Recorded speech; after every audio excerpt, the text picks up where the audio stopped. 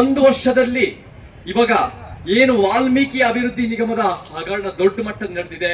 ಇದು ಒಂದೇ ಹಗರಣ ಅಲ್ಲ, ಒಂದು ವರ್ಷದಲ್ಲಿ ಹಗರಣದ ಮೇಲೆ ಹಗರಣ ನಡೀತಾ ಇದೆ, ಒಂದರ ಮೇಲೆ ಒಂದು ಬರ್ತಾ ಇದೆ. ಏನ್ ಬಂದಿತ್ತು ನಮಗೆ ಒಂದು ವರ್ಷದ ಹಿಂದೆ ಮೊದಲು ಈ ಚಲುವರಾಯ ಸ್ವಾಮಿ ಅನ್ನೋರು ಒಂದು ಕೃಷಿ ಸಚಿವರು ಅವ್ರ ಮೇಲೆ ಲಂಚ ತಗೊಂತಾ ಇದೆ ಅಂತ ಶುರು ಮಾಡಿಕೊಂಡ್ರು. ಅಲ್ಲಿಂದ ಅದರ ನಂತರ ಕಾಂಟ್ರಾಕ್ಟರ್ಸ್ ಅಸೋಸಿಯೇಷನ್ 40% ಬರೀ ಬಿಜೆಪಿ ತಗೊಂತಾ ಇರಲಿಲ್ಲ, 40% ಕಾಂಗ್ರೆಸ್ ತಗೊಂತಾ ಇದ್ದಾರೆ, ಅದನ್ನ ಹೆಚ್ಚಳ ಮಾಡ್ತಾ ಇದ್ದಾರೆ ಅಂತ ಹೇಳೋದು. ಮತ್ತೆ ಇವಾಗ ವಾಲ್ಮೀಕಿ ಅಭಿವೃದ್ಧಿ ನಿಗಮದ 187 ಕೋಟಿ ಅದು ಭ್ರಷ್ಟಾಚಾರ, ಮತ್ತೆ ಅದರ ಜೊತೆ ಅದು ಒಂದು 5,000 ಕೋಟಿಯ ಹಗರಣ, ಮತ್ತೆ ಮುಖ್ಯಮಂತ್ರಿನೂ ಅದಕ್ಕೆ ಪಾಲ್ದಾರರು ಅನ್ನೋದು ಒಂದು ಮಾತಿದೆ. ಅದು ಕೂಡ ಒಂದು ತನಿಖೆ ಆಗಬೇಕು. ಈ ಸರ್ಕಾರ ಮತ್ತೆ ಮುಖ್ಯಮಂತ್ರಿ ಸಿದ್ದರಾಮಯ್ಯನವರು ಏನ್ ದೊಡ್ಡದಾಗ ಅಹಿಂದ ಅಂತ ಹೇಳ್ತಾರೆ, ಅವರ 6 ವರ್ಷದ ಅವಧಿನಲ್ಲಿ ಅವರು ಒಂದು ಭ್ರಷ್ಟಾಚಾರನ ಕಡಿವಾಣ ಹಾಕೋದ್ರಲ್ಲಿ ವಿಫಲರಾಗಿದ್ದಾರೆ. ಅದಷ್ಟೇ ಅಲ್ಲ, ಭ್ರಷ್ಟಾಚಾರ ಮಾಡಕ್ಕೆ ಸೂಕ್ತ ಮಾಡಿಕೊಟ್ಟಿದ್ದಾರೆ. ಯಾಕೆ ಹೇಳ್ತೀನಿ ಅಂದ್ರೆ, ಹೋದ್ಸಲಿ ಲೋಕಾಯುಕ್ತರ ದುರ್ಬಲಗೊಳಿಸಿ ಆಂಟಿ ಕರಪ್ಷನ್ ಬ್ಯೂರೋ ಅನ್ನೋದು ತಂದಿದ್ರು. ಯಾವ ಲೋಕಾಯುಕ್ತ ಹಳೆ ಮಾಜಿ ಮುಖ್ಯಮಂತ್ರಿ ಯಡಿಯೂರಪ್ಪನ ಜೈಲ್ಗೆ ಹಾಕಿದ್ರು, ಅದನ್ನೇ ದುರ್ಬಲಗೊಳಿಸಿ ಆಂಟಿ ಕರಪ್ಷನ್ ಬ್ಯೂರೋ ಮಾಡಿ ಇವತ್ತು ಈ ಒಂದು ಭ್ರಷ್ಟಾಚಾರ ಮಾಡಕ್ಕೆ ಇನ್ನು ಸುಲಭ ಮಾಡಿಕೊಟ್ಟಿದ್ದಾರೆ ಈ ಮುಖ್ಯಮಂತ್ರಿ. ಅದನ್ನು ನಾವು ವಿರೋಧ ಮಾಡಬೇಕು, ಅದನ್ನು ನಾವು ಪ್ರಶ್ನೆ ಮಾಡಬೇಕು. ಮತ್ತೆ ಸ್ನೇಹಿತರೆ, ಈ ಒಂದು ನೋಡಿ, ನಾವು 2022ರಲ್ಲಿ ಒಂದು ಈಶ್ವರಪ್ಪ ಅವರದು ಒಂದು ಕಾಂಟ್ರಾಕ್ಟರ್ಸ್ ಅಸೋಸಿಯೇಷನ್ ಆತ್ಮಹತ್ಯೆ ಮಾಡಾದ್ಮೇಲೆ 40% ಹಗರಣ ಅಂತ ಬಂತು. 40% ಹಗರಣ ಅಂತ ಬಂದಿದ್ದಕ್ಕೆ ದೊಡ್ಡದಾಗಿ 2023ನಲ್ಲಿ ಅಧಿಕಾರದಲ್ಲಿ ಬರಕ್ಕೋಸ್ಕರ 40% ಲೂಟಿ ಸರ್ಕಾರ ಬಿಜೆಪಿ ಅಂತ ಆರೋಪ ಬಂತು. ಬಿಜೆಪಿ ದೊಡ್ಡ ಲೂಟಿಕೋರ್ರೆ, ಆದ್ರೆ ಅವ್ರಿಗಿಂತ ದೊಡ್ಡದಾಗಿ ಆ 40% ಇವಾಗಲೂ ಕೂಡ ಎಷ್ಟೋ ಒಂದು ರೀತಿ ಇದಾಗಿದೆ, ಒಂದು ಆತ್ಮಹತ್ಯೆ ಮಾಡ್ಕೊಂಡಿದ್ದಾರೆ, ಎಷ್ಟೋ ಒಂದು ಅದೇ ರೀತಿ ಇದು ನಡೆದಿದೆ. ಅದಕ್ಕಿಂತ ದೊಡ್ಡದಾಗಿ ಅಂದ್ರೆ ಎಷ್ಟೋ ಪ್ರಗತಿಪರರು ಹೇಳ್ತಾರೆ ಬಿಜೆಪಿ ಹೆಬ್ಬಾವು, ಕಾಂಗ್ರೆಸ್ ನಾಗರಹಾವು ಅಂತ ಹೇಳ್ತಾರೆ. ಭ್ರಷ್ಟಾಚಾರದ ವಿಚಾರದಲ್ಲಿ ಕಾಂಗ್ರೆಸ್ ಹೆಬ್ಬಾವು, ಬಿಜೆಪಿ ಅದು ಈ ಒಂದು ನಾಗರಹಾವು ಆಗ್ಬೋದು. ಅದು ದೊಡ್ಡ ಮಟ್ಟದ ಸಮಸ್ಯೆ ಅದು. ಮತ್ತೆ ಯಾರು ಇವತ್ತಿನ ಆರೋಪದಲ್ಲಿದ್ದಾರೆ, tribal minister, ST minister B Nagendra ಅವರು. ಸಿದ್ದರಾಮಯ್ಯನವರು 2010ರಲ್ಲಿ ರಿಪಬ್ಲಿಕ್ ಆಫ್ ಬಳ್ಳಾರಿ ಅನ್ನೋದ್ರ ವಿರುದ್ಧ ಪಾದಯಾತ್ರೆ ಮಾಡ್ತಾರೆ. ದೊಡ್ಡದಾಗಿ ನಾನು ಅದನ್ನ ಕಡಿವಾಣ ಹಾಕ್ತೀನಿ, ನಾನು ಒಂದು ಈ ಬಳ್ಳಾರಿ ಮಾಫಿಯಾ, ಮೈನಿಂಗ್ ಮಾಫಿಯಾ ವಿರುದ್ಧ ಹೋರಾಟ ಮಾಡ್ತೀನಿ ಅಂತ ದೊಡ್ಡದಾಗಿ ಶೋ ಕೊಡ್ತಾರೆ, ಗಿಮಿಕ್ ಕೊಡ್ತಾರೆ, ಆ ಪಾದಯಾತ್ರೆ ಮಾಡ್ತಾರೆ. ಆದ್ರೆ ಅಧಿಕಾರಕ್ಕೆ ಬಂದ ಮೇಲೆ ಏನ್ ಮಾಡ್ತಾರೆ, ಬಿ ನಾಗೇಂದ್ರ ಅಂತವ್ರಿಗೆ ಬಂದು ಯಾರು ಬಳ್ಳಾರಿ ಮೈನ್ಸ್ ನಲ್ಲಿ ಒಂದು ರೀತಿ ಮೈನಿಂಗ್ ಮಾಫಿಯಾ ಮಾಡ್ಕೊಂಡು ನಮ್ಮ ಪರಿಸರ ನಾಶ ಮಾಡ್ಕೊಂಡು ದುಡ್ಡು ಮಾಡ್ಕೊಂಡು ಜೈಲ್ಗೆ ಹೋಗಿ ಬಂದಿದ್ರು, ಅವರನ್ನ ಟಿಕೆಟ್ ಕೊಡ್ತಾರೆ.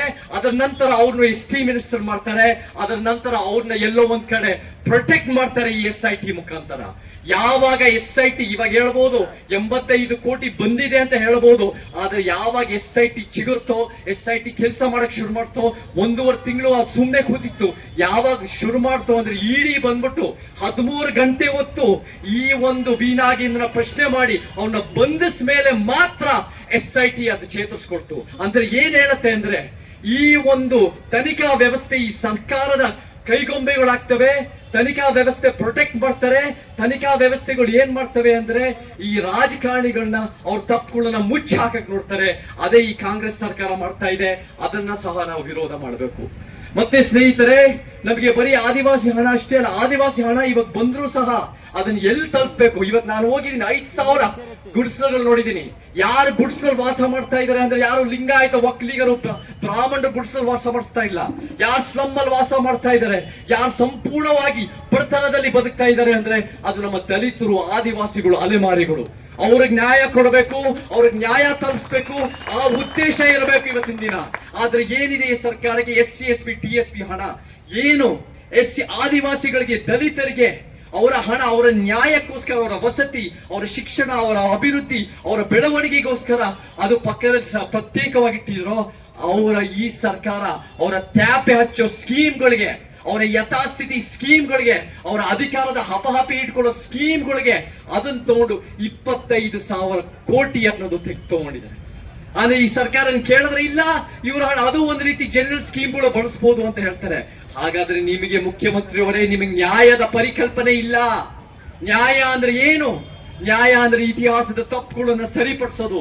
ದಲಿತರಿಗೆ, ಆದಿವಾಸಿಗಳಿಗೆ, ಶೋಷಿತರಿಗೆ ಅನ್ಯಾಯ ಆಗಿದೆ, ಕಾರ್ಮಿಕರಿಗೆ, ಬಡವರಿಗೆ, ಮಹಿಳೆಯರಿಗೆ ಎಲ್ಲ ಒಂದು ಅನ್ಯಾಯದ ವ್ಯವಸ್ಥೆ ಪರವಾಗಿ ನೀವು ಅದಕ್ಕೆ ತುಪ್ಪ ಸುರಿತಾ ಇದ್ದೀರಾ ಹೊರತು ಆ ಅನ್ಯಾಯದ ವ್ಯವಸ್ಥೆನ ಹೋಗಲಾಡ್ಸಕ್ಕೆ ಪ್ರಯತ್ನ ಪಡ್ತಾ ಇಲ್ಲ ಮುಖ್ಯಮಂತ್ರಿಯವರೇ.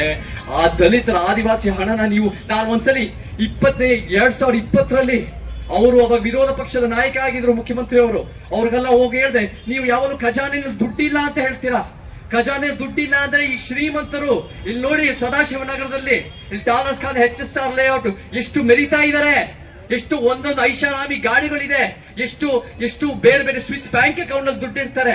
ಅವ್ರ ಮೇಲೆ ತೆರಿಗೆ ಹಾಕ್ಬಿಟ್ಟು ಮರುಹಂಚಿಕೆ ಮಾಡಿ ಅಂತ ಹೇಳಿದಕ್ಕೆ ಏನ್ ಕೊಟ್ಟ ಹೇಳಿದ್ರು ಮುಖ್ಯಮಂತ್ರಿ ಅವರೇ. ಏನ್ ಹೇಳಿದ್ರು ಅಂದ್ರೆ ನನ್ನ ಮೇಲೆ ಕೋರ್ಟ್ ಕೇಸ್ ಹಾಕ್ತಾರೆ ಅಂತ. ಕೋರ್ಟ್ ಕೇಸ್ ನಾವೇ ಇಲ್ಲಿ ಹರಿರಾಮ್ ಅವರು, ಚಳುವಳಿ ರಾಜಣ್ಣ ಅವರು, ಭಾಸ್ಕರ್ ಪ್ರಸಾದ್ ನಾವೆಲ್ಲ ಎಷ್ಟು ಫೈಟ್ ಮಾಡ್ತಾ ಇದೀವಿ. ನೀವು ಮುಖ್ಯಮಂತ್ರಿ ಫೈಟ್ ಮಾಡಬಹುದಲ್ಲ. ಇಲ್ಲ, ಶ್ರೀಮಂತರು ತೆರಿಗೆ ಕಟ್ಟಲ್ಲ ಅಂದ್ಬಿಟ್ರು. ಶ್ರೀಮಂತರು ತೆರಿಗೆ ಕಟ್ಟಲ್ಲ, ಅದಕ್ಕೆ ಕಟ್ಟಿಸ್ರಿ. ನೀವು ಎಲ್ಲ ಅಧಿಕಾರ ಒಂದಿರುತ್ತೆ, ನೀವು ಅವ್ರ ಸರ್ಕಾರ ತೆರಿಗೆ ಕಿತ್ಕೊಳ್ಳೋಕೆ ಅದಕ್ಕೆ ಅಧಿಕಾರ ಇದೆ. ನೀವು ಹಾಕ್ರಿ ಇವ್ರಿಗೆ ಒಬ್ಬರಿಗೆ ಇಬ್ಬರಿಗೆ ಜೈಲ್ಗೆ, ಅವ್ರು ತಾರೀಖ್ ಬರ್ತಾರೆ.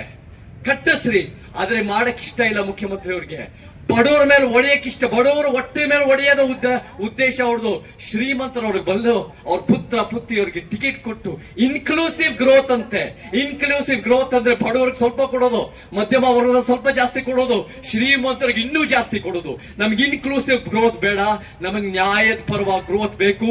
ತಳಮಟ್ಟದಿಂದ ಏರಿಸಬೇಕು, ಮೇಲಿಂದ ಇಳಿಸ್ಬೇಕು, ಒಂದು ಸಮಾನತೆ ಕಟ್ಟಬೇಕು. ಆ ಉದ್ದೇಶದ ಸರ್ಕಾರ ಬೇಕು ನಮಗೆ. ಮತ್ತೆ ಇವತ್ತಿನ ದಿನ SC ST TSP ಜೊತೆ ಜಾತಿ ಜನಗಣತಿ ಅನ್ನೋದು ಮುಖ್ಯವಾಗಿದೆ. 9 ವರ್ಷಗಳಿಂದ ಜಾತಿ ಜನಗಣತಿ ನಮ್ಮ 250 ಕೋಟಿ ನಮ್ಮ ಜನರಿಂದ ತಗೊಂಡು 9 ವರ್ಷ ಅಂದು ಮೀನಾಮೇಷ ಎಣಿಸ್ತಾ ಇದ್ದಾರೆ.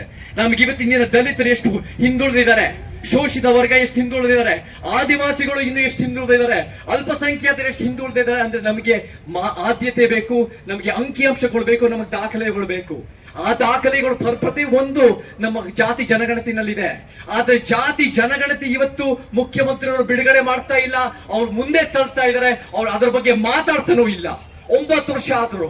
ಮತ್ತೆ ವಿರೋಧ ಬರ್ತಾ ಇರೋದು ಯಾರಿಂದ ಅವರ ಪಕ್ಷದ ಒಳಗೂ ಇಂದ, ಬೇರೆ ಪಕ್ಷದ ಇಂದ ಲಿಂಗಾಯತ ಮತ್ತು ಒಕ್ಕಲಿಗ ಸಮುದಾಯಗಳು, ಆಳುವ ಸಮುದಾಯಗಳು, ಅವರೆಲ್ಲ ಭೂಮಾಲೀಕ ಸಮುದಾಯಗಳು, ಅವರೆಲ್ಲ ಪಕ್ಷಗಳಿದೆ, ಮಠಗಳಿದೆ, ಎಲ್ಲಾ ರೀತಿ ಮೆರಿತಾ ಇದ್ದಾರೆ. ಅವ್ರಿಗೆಲ್ಲ ಒಂದ್ ಕಡೆ ಈ ದಲಿತರು, ಆದಿವಾಸಿಗಳು, ಶೋಷಿತರು, ಅನ್ಯಾಯದ ಒಳಗಾಗಿರೋರು ಬೆಳ್ಕೊಂಡ್ಬಿಡ್ತಾರೆ. ಅವರೆಲ್ಲ ಒಂದ್ ಕಡೆ ಸಮಸಮವಾಗಿ ಕೂತ್ಕೋಬೇಕಾಗತ್ತೆ, ಸಮಸಮವಾದ ಭೂಮಿ ಹಂಚಿಕೆ ಆಗತ್ತೆ, ಸಮಸಮವಾದ ಒಂದು ಗೌರವ ಸಿಗತ್ತೆ ಅನ್ನೋ ಒಂದು ಭಯದಲ್ಲಿ ಅವರು ವಿರೋಧ ಮಾಡ್ತಾ ಇದ್ದಾರೆ. ಆದ್ರೆ ಮುಖ್ಯಮಂತ್ರಿ ಸಿದ್ದರಾಮಯ್ಯನವರು ಇದೇ ಅವ್ರು ದೊಡ್ಡದಾಗಿ ಅಹಿಂದ ಅಂತಾರೆ. ಅಲ್ಪಸಂಖ್ಯಾತ ಹಿಂದುಳಿದ ದಲಿತ ಪರವಾಗಿ ಏನಿಲ್ಲ. ಅವ್ರು ಲಿಂಗಾಯತ ಒಕ್ಕಲಿಗರ ತಾಳ ತಕ್ಕಂತೆ ಕುಡಿತಾ ಇದ್ದಾರೆ. ಅವ್ರು ಯಾವುದೇ ಕಾರಣಕ್ಕೂ ಅವ್ರ ಈ ಜಾತಿ ಜನಗಣತಿ ಬಿಡುಗಡೆ ಮಾಡ್ತಾ ಇಲ್ಲ ಅಂದ್ರೆ ಅವ್ರನ್ನ ಅಹಿಂದ ಅಂತ ಹೇಳ್ಕೊಳಕ್ಕೆ, ಅಹಿಂದ ಅನ್ನೋದು ಒಂದು ಚುನಾವಣೆಯ ಲೆಕ್ಕಾಚಾರದ ಗಿಮಿಕ್ ಮಾತ್ರ. ಅದನ್ನ ನೀವು ಬಿಡುಗಡೆ ಮಾಡಿ. ನೀವು 2018ರಲ್ಲಿ ಲಿಂಗಾಯತರ ಒಂದು ಪ್ರತ್ಯೇಕ ಲಿಂಗಾಯತ ಧರ್ಮ, ಎಲ್ಲಿ ಲಿಂಗಾಯತರ ಮತಗಳು ಚದುರು ಬಿಡುತ್ತೆ ಅನ್ನೋ ಕಾರಣಕ್ಕೆ ಅವರು ಸುಲಭವಾಗಿ 2 ತಿಂಗಳಲ್ಲಿ ಪ್ರತ್ಯೇಕ ಬಸವ ಧರ್ಮ ಮಾನ್ಯತೆ ಕೊಟ್ಟರು. ಆದ್ರೆ ದಲಿತರಿಗೆ, ಆದಿವಾಸಿಗಳಿಗೆ, ಶೋಷಿತ ವರ್ಗಕ್ಕೆ, ಅಲ್ಪಸಂಖ್ಯಾತರಿಗೆ ನ್ಯಾಯ ಸಿಕ್ಬಿಡುತ್ತೆ ಅಂದಾಗ ಇದರ 9 ವರ್ಷ ಆದ್ರೂ ಜಾತಿ ಜನಗಣತಿ ಬಿಡುಗಡೆ ಮಾಡ್ತಾ ಇಲ್ವಲ್ಲ ಮುಖ್ಯಮಂತ್ರಿ ಅವರೇ. ನಿಮ್ಗೆ ಎಷ್ಟಿದೆ ಕಾಳಜಿ, ನಿಮ್ಗೆ ಎಷ್ಟಿದೆ 2 ನಾಲಿಗೆ. ನೀವು ಒಂದು ವಿರೋಧ ಪಕ್ಷ ಆಗದ ಗಟ್ಟಿಯಾಗಿದ್ದರೆ ಈ ವಿರೋಧ ಪಕ್ಷ ನಾಯಕನಾದಾಗ, ಆದ್ರೆ ನೀವು ಮುಖ್ಯಮಂತ್ರಿ ಆಗಿ ವೈಫಲ್ಯ ಇದೆ, ವಿಫಲರಾಗಿದ್ದೀರಾ. ನೀವು ಬಹಳ ಒಂದ್ ರೀತಿ ಉತ್ತಮ ನಡೆ ತಗೋತಾ ಇಲ್ಲ, ಅಧಿಕಾರದ ಹಪಹಪಿ ಇದೆ ನಿಮ್ಮಲ್ಲಿ ಅಷ್ಟೇ. ಮತ್ತೆ ಇವಾಗ ಹೊಸದಾಗಿ ಏನೋ ಒಂದು 4-5 ದಿನದ ಹಿಂದೆ ಕರ್ನಾಟಕ ಉದ್ಯೋಗಗಳಿಗೆ ಕರ್ನಾಟಕದವರು ಇರಬೇಕು ಅಂತ, ಅದರಲ್ಲಿ ಸದ್ಯ ಹರಿರಾಮ್ ಅವರು 2016ರಲ್ಲಿ ಬಹಳ ದೊಡ್ಡ ಹೋರಾಟ, ನಾನು ಅದಕ್ಕೆ ಬೆಂಬಲ ನೀಡಿದ್ದೆ. ಖಾಸಗಿ ವಲಯದಲ್ಲಿ ಮೀಸಲಾತಿ ಬೇಕು, ಭೌಗೋಳಿಕವಾಗಿ ಜಾತಿನಲ್ಲಿ, ಲಿಂಗದಲ್ಲಿ ಈ ಮೀಸಲಾತಿ ಕರ್ನಾಟಕ ಜನಕ್ಕೆ ಬೇಕು.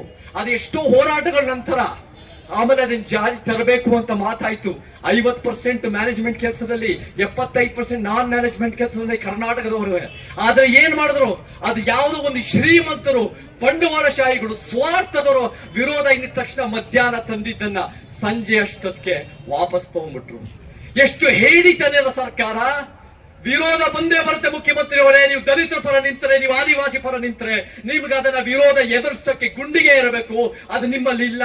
ನೀವು ತರ್ರಿ, ನೀವು ಖಾಸಗಿ ವಲಯದ ಮೀಸಲಾತಿ, ಖಾಸಗಿ ವಲಯ ನೀವೇನು ಮಾಡಿದ್ರೆ 2016ರಲ್ಲಿ ಖಾಸಗಿ ವಲಯದ ಮೀಸಲಾತಿ ಪರವಾಗಿ ಹೋರಾಟ ಮಾಡಿದಾಗ ನಮ್ಮ ದಲಿತ ಸಂಘಟನೆಗಳು, ನಮ್ಮ ಸಮಾನತೆಯ ಸಂಘಟನೆಗಳು, BVS, ನೀವು ಲಾಠಿ ಚಾರ್ಜ್ ಮಾಡಿಸಿದ್ರಿ. ನೀವು ಮುಖ್ಯಮಂತ್ರಿ ಆಗಿದ್ದಾಗ 28 ಜನ ಮೇಲೆ FIR ಮಾಡಿಸಿದ್ರಿ.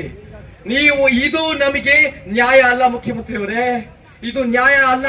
ಇದು ನಿಮ್ಮ ಯಥಾಸ್ಥಿತಿ ಕಾಪಾಡಕ್ಕೋಸ್ಕರ, ನಿಮ್ಮನ್ನ ಎಲ್ಲಾರು ಮೆಚ್ಚಿಸ್ಕೊಳ್ಳಕ್ಕೋಸ್ಕರ, ಅಂದಕ್ಕೂ ಮಂಚವಾಳು ಇಟ್ಕೊಂಡು ಅಧಿಕಾರ ಕೂತ್ಕೊಳ್ಳೋಕ್ಕೋಸ್ಕರ ನಿಮ್ಮ ಒಂದು ಕೆಟ್ಟ ಸಿದ್ಧಾಂತ ಮುಖ್ಯಮಂತ್ರಿಯವರೇ. ನೀವು ಬದಲಾಗಿ ನಿಜವಾಗ್ಲೂ ನೀವು ನ್ಯಾಯದ ಪರವಾಗಿ ನಿಂತ್ಕೊಳ್ಳಿ, ಸಂವಿಧಾನದ ಪೀಳಿಗೆ ಪರವಾಗಿ ನಿಂತ್ಕೊಳ್ಳಿ ಅಂತ ಹೇಳಕ್ ಇಷ್ಟಪಡ್ತೀನಿ. ಇವತ್ತು ಮಾಧ್ಯಮದವರು ಒಳ್ಳೆ ಕೆಲಸ ಮಾಡ್ತಾ ಇದ್ದಾರೆ. ನಾವು ಸೋಷಿಯಲ್ ಮೀಡಿಯಾ ಮುಖಾಂತರ ಗಟ್ಟಿಯಾಗಿ ಈ ವಿಚಾರ ಮಾಡಬೇಕು, ಬೀದಿಗೂ ಬಂದು ಹೋರಾಟ ಮಾಡಬೇಕು. ಬಹಳ ಚೆನ್ನಾಗಿ ಮಾಡಿದರೆ ಚಳವಳಿ ರಾಜಣ್ಣವರು. ಎಲ್ಲಾ ಭಾಗಗಳಿಂದ ನೀವೆಲ್ಲರೂ ಬಂದಿದ್ದೀರಾ. ಸಮಾನತಾವಾದಿಗಳು ನಾವು ಮುಂದೆನೂ ಹೋರಾಟ ಮಾಡಬೇಕು. ನಮಗ್ ಜ್ಞಾಪಕ ಇಟ್ಕೊಳ್ಳಿ, ನಮಗಾದಾಗ ಮಾತ್ರ ಅನ್ಯಾಯ ಅಲ್ಲ, ಅಸಮಾನತೆ ಯಾವುದೇ ಮುಂದುವರ್ಸೋದು ಅನ್ಯಾಯ. ನಮಗೆ ನಾವು ಏನ್ ಮಾಡ್ಬೇಕು ಅಂದ್ರೆ ನಮ್ಮ ಭ್ರಷ್ಟಾಚಾರದ ವಿರುದ್ಧ ನಿಂತ್ಕೊಂತೀವಿ. ಯಾವುದೇ ಲಿಂಗ, ಜಾತಿ, ವರ್ಗ, ಭಾಷೆ, ಯಾವುದೇ ಉದ್ಯೋಗದ ಅಸಮಾನತೆ, ಎಲ್ಲ ಅಸಮಾನತೆ ವಿರುದ್ಧ ನಾವು ನಿಂತ್ಕೋಬೇಕು ಸ್ನೇಹಿತರೆ. ಅದರಿಂದ ಆ ಪ್ರತಿರೋಧ ನಾವು ಮುಂದುವರಿಸಬೇಕು. ಜ್ಞಾಪಕ ಇಟ್ಕೊಳ್ಳಿ, ನಾವೇನಾದ್ರೂ ಒಂದು ಉತ್ತಮ ಸಮಾಜ ಬೇಕು ಅಂದ್ರೆ ನಮ್ಮ ಮಕ್ಕಳಿಗೆ, ನಮ್ಮ ಮೊಮ್ಮಕ್ಕಳಿಗೆ ಈ ಸರ್ಕಾರದ ಮೇಲೆ ಒತ್ತಡ ಹಾಕಿ ಮಾಡಲ್ಲ. ಯಾಕಂದ್ರೆ ಈ ಸರ್ಕಾರಗಳು ಶ್ರೀಮಂತರ ಪರವಾಗಿ, ಆಳುವ ವರ್ಗದ ಪರವಾಗಿ ನಿಂತಿರ್ತಾರೆ.